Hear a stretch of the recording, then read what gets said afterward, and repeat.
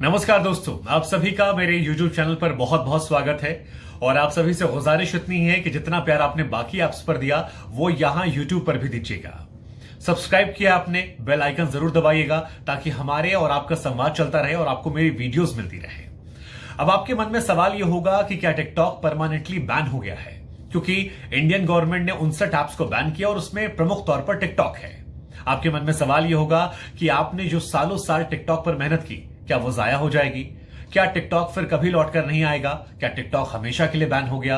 क्या टिकटॉक की वापसी हो सकती है? अगर हो सकती है तो कैसे, कितना वक्त लगेगा? और सबसे बड़ा सवाल यह होगा कि इंडियन गवर्नमेंट ने टिकटॉक को बैन किया क्यों, या चाइनीज ऐप को बैन किया क्यों?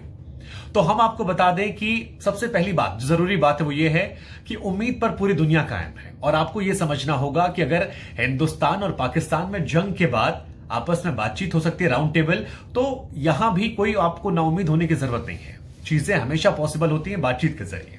लेकिन समझना यह जरूरी है कि वजह क्या थी टिकटॉक के बैन होने की। तो दो प्रमुख वजह है जिस वजह से बैन हुआ है, सरकार ने बैन लगाया है।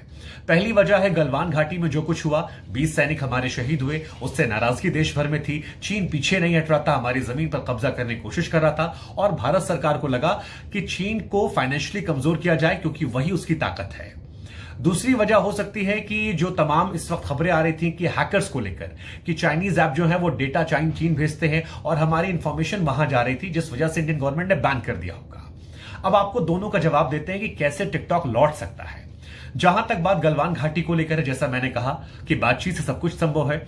अगर भारत और चीन की सरकार या फौज राउंड टेबल बातचीत करती हो और अगले कुछ दिनों में वो गलवान का मसला सॉल्व आउट किया जाता है और चीन की फौज वापस वहीं जाती है जहां से विवाद शुरू हुआ था, तो आपको हैरानी नहीं होगी अगर टिकटॉक आपका ऐप वापस लौट आए और आप एक बार फिर से टिकटॉक चलाने लग जाए, क्योंकि ये संभव है और ये बहुत बड़ी बात नहीं है, क्योंकि इंडियन गवर्नमेंट ने ट्रेड रिलेशनशिप खत्म नहीं की है चीन के साथ और ये बहुत इजी है और ये पॉसिबल है।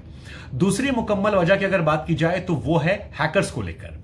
इंडियन गवर्नमेंट अगर हैकर्स को चलते या सिक्योरिटी के चलते चाइनीज ऐप पर बैन लगाया है, तो हो सकता है ये तमाम चाइनीज कंपनीज अगले कुछ दिनों में सुप्रीम कोर्ट चली जाए या कोई व्यक्ति ही सुप्रीम कोर्ट पहुंच जाए और वहां पर ये चाइनीज कंपनीज ये कहें कि अगर भारत सरकार को कोई डाउट हम पर है तो हम उसको सही करने को तैयार है। सरकार वजह बताए बैन क्यों किया गया। सरकार को हम और ज्यादा आजादी देने को तैयार है, उनको एक्सेस देने को तैयार है, और ज्यादा क्लियरिटी हो सकती है इसमें, सरकार का एक्सेस ज्यादा हो सकता है, कंट्रोल ज्यादा हो सकता है, जहां पर सुप्रीम कोर्ट याचिका को एक्सेप्ट कर सकता है और सरकार के फैसले को खारिज कर सकता है। और यह बहुत बड़ी बात नहीं है, क्योंकि लाखों करोड़ों लोग ऐसे हैं जो टिकटॉक से अपना घर चलाते हैं, परिवार चलाते हैं और वो सीधे या अप्रत्यक्ष तौर पर टिकटॉक से जुड़े हुए हैं। तो ये दोनों चीजें जो है टिकटॉक को लेकर महत्वपूर्ण है और ऐसा पहले भी कई बार हुआ जहां पर चीजों पर बैन लगाया गया या सरकार ने कोई फैसला लिया है और बाद में कोर्ट में जाकर वो खारिज हो गया है। वैसे जानकारों से जब हमने सवाल पूछा तो जानकार कहते हैं कि 1 से 2 महीने का असर हो सकता है, 1 से 2 महीने में टिकटॉक वापस आ सकता है। सरकार की अच्छी स्ट्रेटजी है चीन पर दबाव बनाने की और एक साथ एक तीर से दो निशाना है। एक तरफ टिकटॉक को बैन करके चीन पर दबाव बनाया गया, फाइनेंशियली उन्हें वीक किया गया, और दूसरा यह है कि हैकर्स वाली जो खबरें आ रही थी जिसमें गृह मंत्री ने कहा था, कई सारी खबरें आई थी, उनको सॉल्व आउट कर दिया गया। खैर, जो कुछ भी हो, आपको इंतजार है टिकटॉक का, देखते हैं क्या होता है और सरकार पर भरोसा रखिए। सरकार जो कुछ तय करेगी वो हमारे आपके भलाई के लिए होगा। लेकिन आपसे गुजारिश यही है, मेरे साथ जुड़े रहिए, आगे भी प्यार देते रहिए और बेल आइकन जरूर दबाइए ताकि आपको वीडियोस मिलते रहें। शुक्रिया, नमस्कार, जय हिंद, थैंक यू।